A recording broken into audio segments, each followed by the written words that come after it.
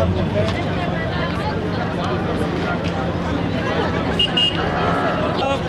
اعلان التربيه، كذاب كذاب كذاب اعلان التربيه، كذاب كذاب حكومتنا حكومتنا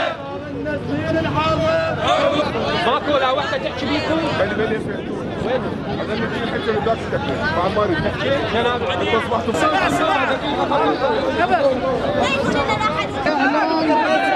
الإعلان موعد التعيينات قبل دقائق اتصلت بي بالبداية أحب أوجه شكر لهذول المحاضرين اللي جايين اليوم اللي يطالبون بهم حقوقهم، لأنه حقوقنا صدق انسلبت. صارنا 3 سنوات محاضرين وبدون أي أجور، بدون أي عقد أو مساعدات لنا.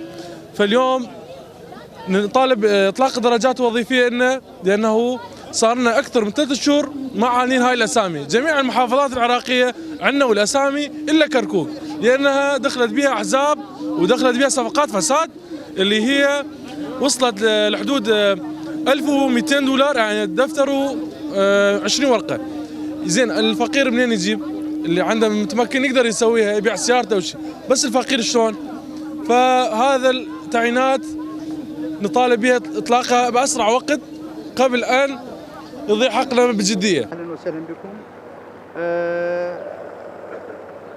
أنهينا الترتيبات النهائية وتدقيق كل المتقدمين للإعلان عن نتائج المرشحين للمتقدمين للتعيين في المديرية العامة لتربية كركوك، والبالغ عددهم 2841 درجة من أصل 84,000 متقدم.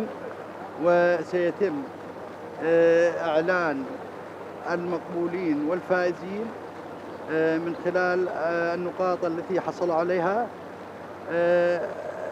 نهاية الدوام الرسمي اليوم الخميس الحالي 26/12/2019 سيتم الإعلان عن هذه الأسماء.